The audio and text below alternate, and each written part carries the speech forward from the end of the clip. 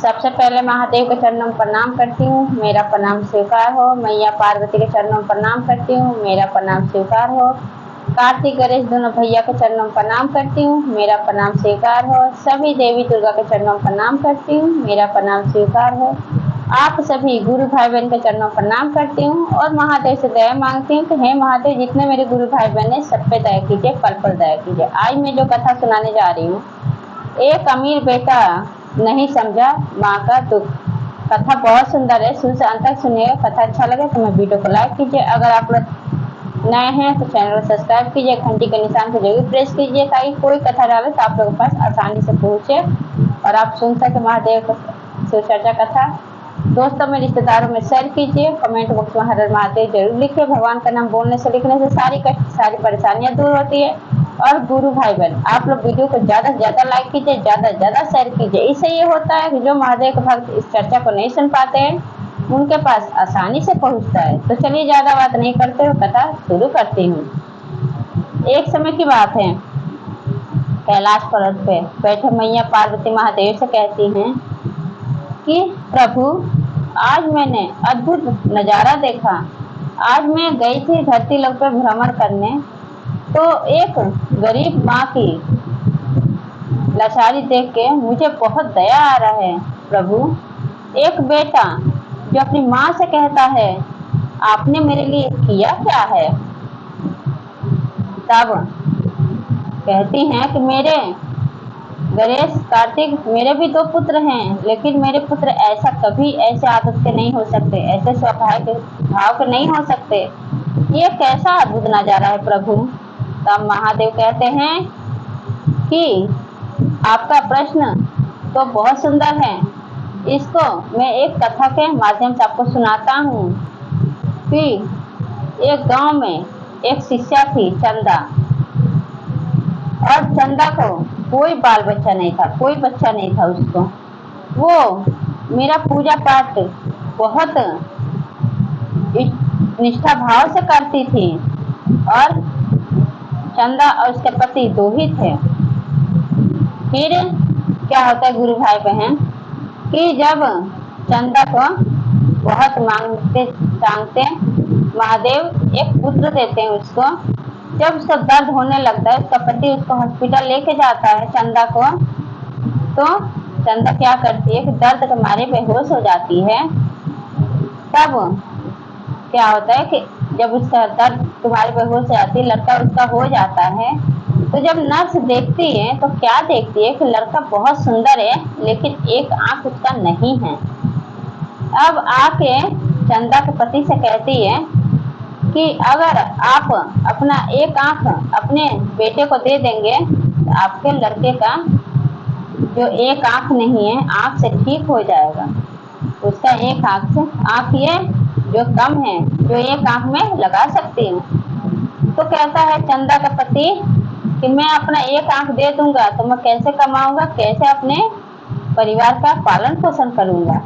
अब इतना बात जब नर्स कर रही होती है चंदा के पति से, तो चंदा होश में आ जाती है, उसका आंख खुल जाता है। जब ये बात सुनती है तो आप तो जानते हैं गुरु भाई बहन, कितने पिता होते हैं कि बच्चों में भेदभाव करने लगते हैं। कोई बड़े को ज्यादा प्यार करता है, कोई छोटे को ज्यादा प्यार करता है।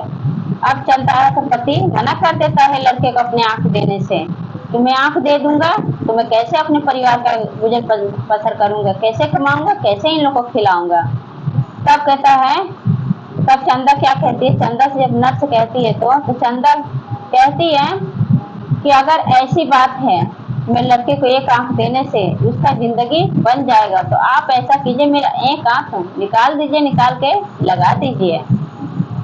जो लड़का हुआ था वो एक आंख से काना था।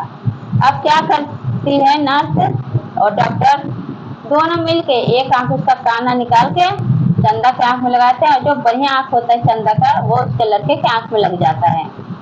अब गुरु भाई बहन, पहले तो चंदा का पति बहुत मना करता है कि जैसा लड़का भगवान दिए हैं वैसा स्वीकार करो चंदा, लेकिन चंदा कहती है कि मैं तो पूरा दुनिया देख चुकी हूँ और मेरा तो धीरे धीरे समय हो रहा है, और मेरे बेटे को इतना मांगते चाहते, इतना गेट खटखटाते भगवान का एक भगवान पुत्र दिए हैं, उसमें भी एक कमी दिए हैं, तो क्यों ना मैं उसको अपना आंख दे दूंगी, तो मेरा लड़का पूरा दुनिया देखने लगेगा।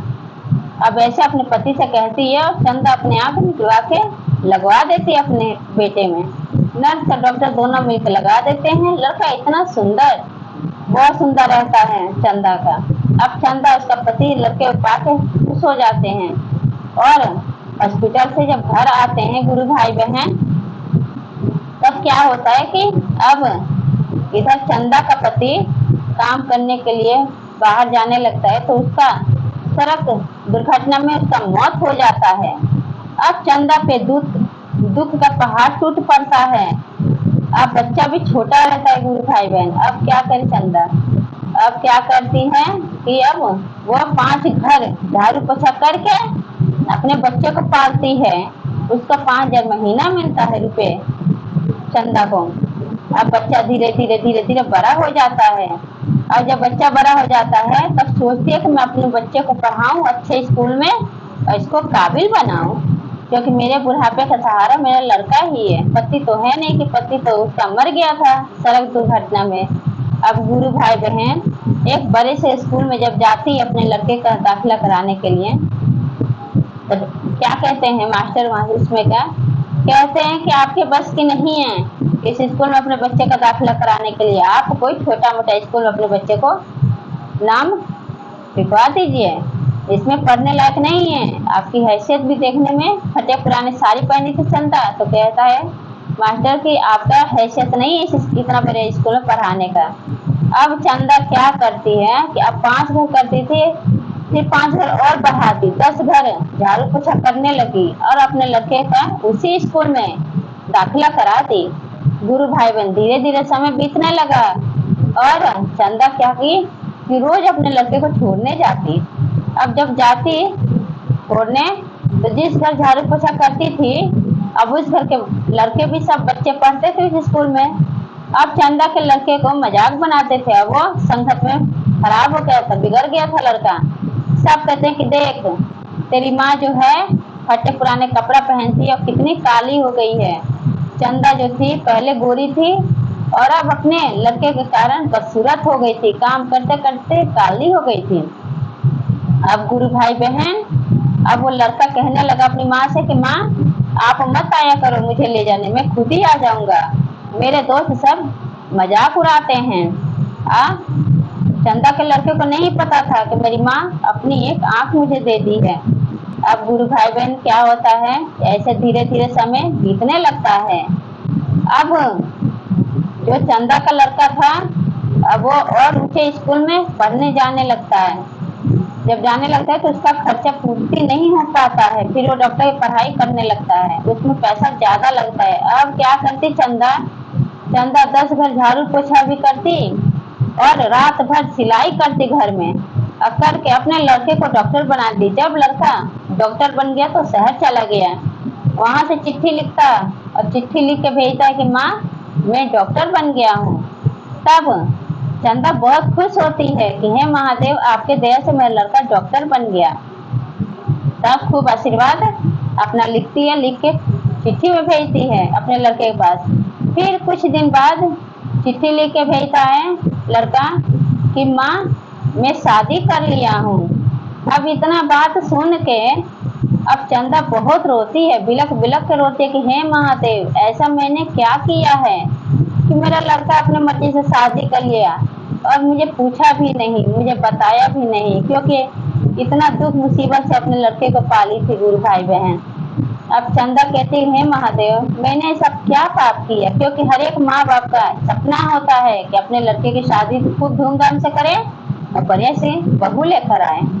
और जिस लड़की से शादी करता है चंदा का लड़का, वो डॉक्टर रहती है। अब गुरु भाई बहन क्या होता है धीरे धीरे, अब चंदा जब ये चिट्ठी पढ़ती है तब वो वहां से चिट्ठी अपने पास से लिख के भेजती है कि तुम आगे बढ़ो और तुम और बहू हमेशा खुश रहो, सलामत रहो, भगवान तुम लोग को हमेशा खुश रखे, आशीर्वाद देती है अपना। अब गुरु भाई बहन ऐसे धीरे धीरे धीरे धीरे समय बीतने लगा और फिर कुछ दिन बाद लड़का चिट्ठी लिख के भेजता है अपनी माँ के पास कि माँ आपको एक पोता हुआ है। अब तो गुरु भाई बहन, अब इतना बात सुन के सूद से तो मुड़ प्यारा होता है। अब बूढ़ी मैया चंदा जो थी बूढ़ी हो गई थी, उम्र उसका बूढ़ा हो गया था।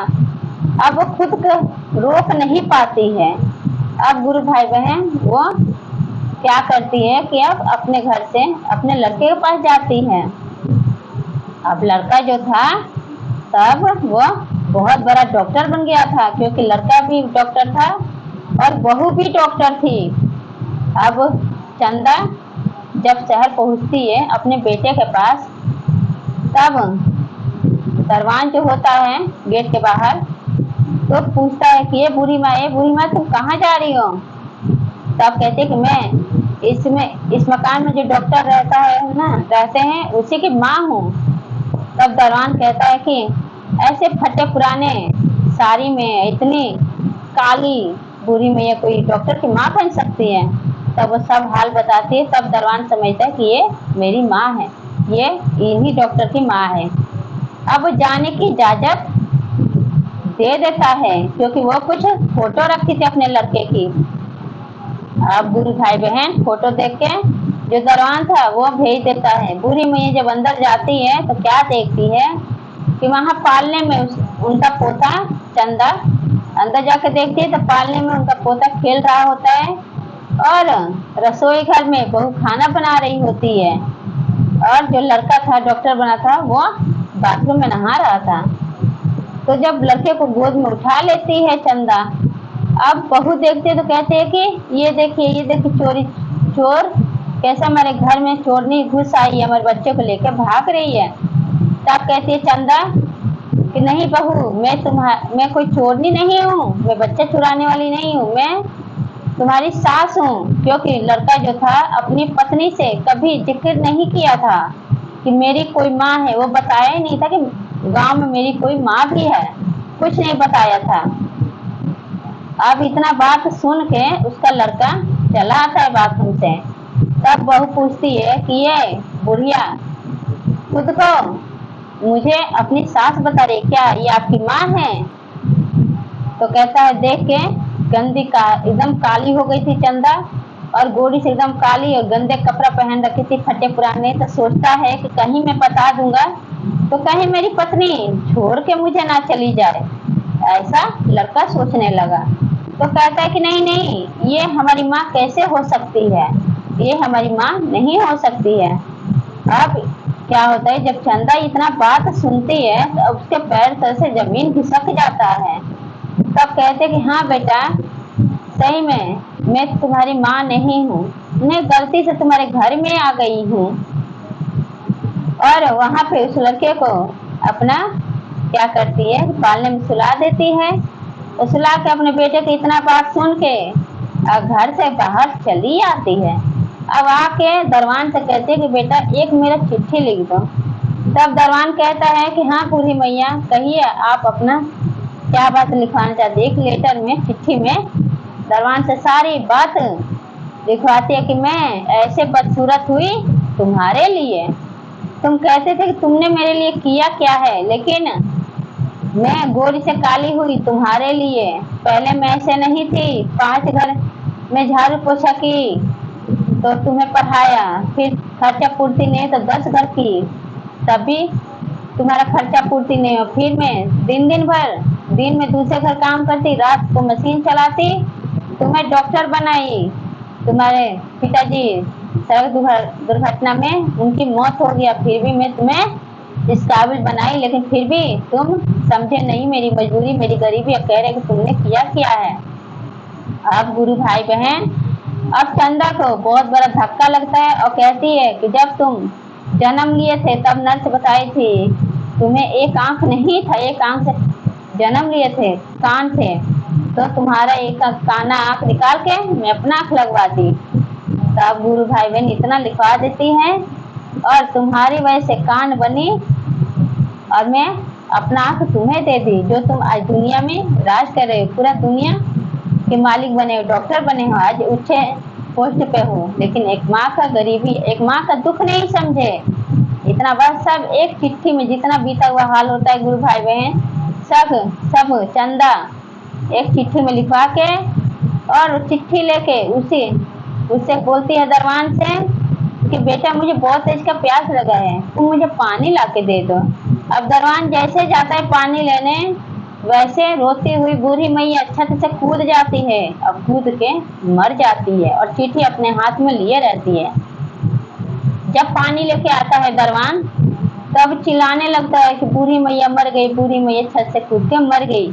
जब बूढ़ी मैया के बेटे वह निकलते हैं अपने घर से, तो अब जब वो चिट्ठी पढ़ती है बूढ़ी मैया की बहू कि मैं ऐसे बदसूरत नहीं थी, एक आंख से कान नहीं थी, हुई तुम्हारे लिए, अब मैं गोरी से काली हो गई तुम्हारे लिए, सारी बातें लिख के उस चिट्ठी में लिखा रहता है कि मैं 5 घर झाड़ू पोछा करके मैंने तुम्हें पढ़ाया लिखाया, फिर खर्चा तुम्हारा पूर्ति नहीं होता था, तुम्हारा स्कूल का फीस नहीं भर पाती थी तो मैं 10 घर झाड़ू पोछा करती थी, तब मैं फीस भरती थी, उससे भी नहीं हुआ, तुम्हें इतना ऊंचा पहुंचाने के लिए, तुम्हें डॉक्टर बनाने के लिए मैं रात रात मशीन चलाती थी, दिन में झाड़ू पोछा दूसरे घर करती थी, बहुत दुख मुसीबत से तुमको डॉक्टर बना दिया, आज तुम कह रहे तुमने किया क्या है, आज तुम मेरा दुख नहीं समझे। जब सब बात जब चंदा की बहू देखती है, उसमें लिखा हुआ पढ़ती है, अब कहती है कि पहले तो सोचती है जब गिरते ऊपर से तो ये बूढ़ी कहाँ की आई है, यहीं पे गिर गई। जब चिट्ठी लेकिन पढ़ती है पूरी कहानी उसमें, तो अब कहती है अपने पति से कि जब जो माँ तुम्हें अपना एक आंख दे दी, तुम्हें डॉक्टर बना दी, इतना दुख मुसीबत काटी, उस माँ के तुम नहीं हुए, तुमने एक बार भी जिक्र भी नहीं किया कि हाँ मेरी एक माँ भी है गांव में, एक बार भी नहीं बताया मुझसे। जब तुम अपने माँ के ना हो सके तो तुम मेरे क्या होगे। बहू कहती अपने पति से, जो माँ 9 महीने कोख में रखी, तुम्हें जन्म दी, जन्म देने के बाद एक माँ का दूसरा जन्म होता है, वो मौत के मुंह से निकल कर आती है, उस माँ के तुम नहीं हुए, इतना दुख मुसीबत काटी, उस माँ के तुम नहीं हुए। माँ वो तुम्हारे सामने, उसको भी तुमने झुटला दिया, कह रहे हो कि तुम मेरी माँ हो ही नहीं। तो ऐसे छत्र छाया में अपने बच्चे को नहीं पाल सकती हूँ मैं और मैं लड़का, यहाँ से हम दोनों जा रहे हैं, और एक ऐसा शिक्षा मैं कभी अपने बच्चे को नहीं दूंगी कि कल चल के वो मेरे साथ भी ऐसा ही करेगा जैसे आपने अपनी माँ के साथ किया है। गुरु भाई बहन, चंदा की बहू अपने लड़कों को अपने माँ बाप के पास फोन करती है, उसके माता पिता आते हैं गाड़ी लेके और चंदा की बहू को उसके पोते को लेकर चले जाते हैं।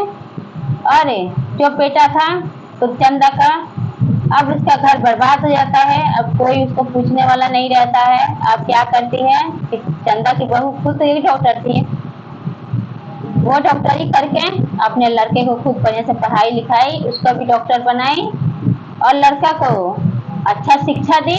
लड़के को ये बताई कि कभी गरीब माँ फटे पुराने कपड़े में आए, चाहे काली हो जाए मेहनत करके कमाने में, दूसरे घर मेहनत करके पढ़ाए लिखाए काबिल बनाए, उसको कभी नहीं भूलना चाहिए। उसको गरीब भी हो तभी उसको अपना जरूर मानना चाहिए, उसको हमेशा उसका मान सम्मान करना चाहिए। चंदा की बहू अपने बेटे को अच्छा शिक्षा दी और वो भी लड़का, चंदा की बहू का लड़का जो था पोता चंदा का, वो भी एक डॉक्टर बना और जिस हॉस्पिटल में वो डॉक्टर बना उसी में अपने दादी का बड़ा सा फोटो वहाँ पे लगाया, रोज नित्य प्रतिदिन पूजा करता था और अपने दादी का नाम रोशन किया चंदा का। और चंदा की बहू अपने बेटे को अच्छा शिक्षा दी और उसका भी प्रभाव बढ़िया से काटा। गुरु भाई बहन, इस कथा से हमें ये सीख मिलता है कि कभी भी अपनी माँ जो कि दूसरे घर दुख मुसीबत काट के हम लोग को जन्म देती है, खिलाती है पिलाती है, इतना दुख काटती है, उसको कभी नहीं भूलना चाहिए। खुद अमीर हो जाए लेकिन अपने माँ बाप को कभी नहीं भूलना चाहिए। माँ बाप की सेवा हमेशा, मान सम्मान हमेशा करना चाहिए। महादेव हमेशा अच्छे का साथ देते हैं, कभी बुरा का साथ नहीं देते हैं। और वो चंदा तो इस दुनिया से चली गई थी, मर गई थी, और उसका बेटा जो था जो कि अमीर था, तो उसके घर में एक दिया बांधने वाला कोई नहीं था, वो भी वैसे बदतर हो गया था। तो गुरु भाई बहन, चंदा की बहू ऐसी थी जो अपनी लड़के को बहुत अच्छा शिक्षा दी और उसको अच्छा काबिल बनाई। तो महादेव ऐसे की दया किए। तो ये कथा आप लोग कैसा लगा कमेंट बॉक्स में जरूर बताइए। सब बोलिए हर हर महादेव, मैया पार्वती की जय।